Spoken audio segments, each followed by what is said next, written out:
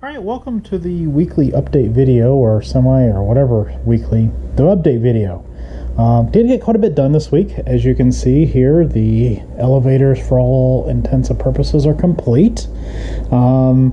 The big events of this week, we got the rest of the tip ribs riveted on. By the way, some of these rivets up here in the corner are extremely difficult to get to just because they are so tight inside of there. I did have to use a pop rivet for one of them, this one that you see here, rather than using a hard rivet, just simply because there was no way for me to get a bucking bar inside of there. Because as you can see, in addition to it being tight, but that's also where the nut plate is for the static wick that will go on there. And in case you haven't watched all of my videos, static wick goes here, like so, to hang off the trailing edge, so that way I don't build up static electricity when I fly through the clouds. So anyway, the other difficult part of the week, the lead weight that you see here, you have to trim those down to size, and then after that, then you have to get the weights. You have to put them on a scale and get the weight to within a couple of ounces, or not even that, it's fractions of an ounce that you need to get it to within. Once both of them weigh roughly 2.33 ounce, one weighs 2.33, the other one weighs 2.32 ounces, or 2.32 pounds and 2.33 pounds. So I consider that close enough. So they just have to be close to the same weight. As you can see here, it sits there and it kind of balances on its nose simply because of the counterweight, which is kind of doing what it's designed to do. Part of this also was to bend over the leading edge, and you can see I got that done there, and get all those rivets in. This one didn't come out as nice. The other one's much nicer, I believe. That one, there's a little bit of pillowing in there.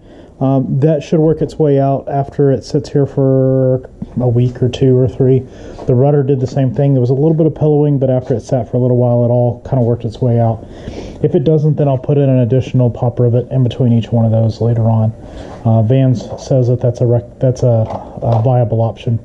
The other thing that I got done was I got quite a bit of work today done on the trim tabs. This is one trim tab, the other one's over there. I'll show you guys here in just a second, but these, you guys have seen these several times now, but anyway, there's the control horn that I will show you here momentarily on the other side. Foam ribs, once again, the foam ribs will be glued into place like so, and just for some structural rigidity, but that'll be after priming.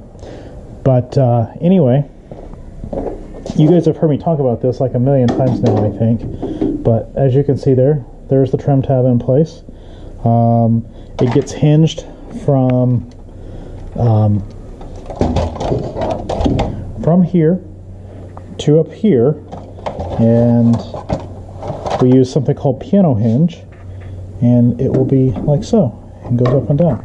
And then that's what the big hole there is for, is because the cable comes out of there and attaches to the horn, and to allow it to move up and down. So probably by next week I should have that attachment done, and so you guys will be able to see the these things completed 100% and back up into the ceiling, so that way they're out of the way. But so next up is to drill all of these holes to the proper size, take everything apart, scuff, deburr, prime, which there's not a whole lot of priming here to do, so that shouldn't take but maybe half an hour or so to prime all this.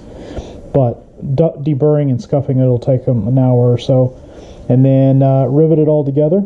And then after that, it's a matter of just simply installing the hinge and getting that drilled and in place properly, and then these guys will be done and ready to put up into the ceiling. So it did get cold here this week, so I did have to use the heater a little bit, which it's glad that I have the heater. So definitely fall and winter is in the air. So see you guys again maybe next week.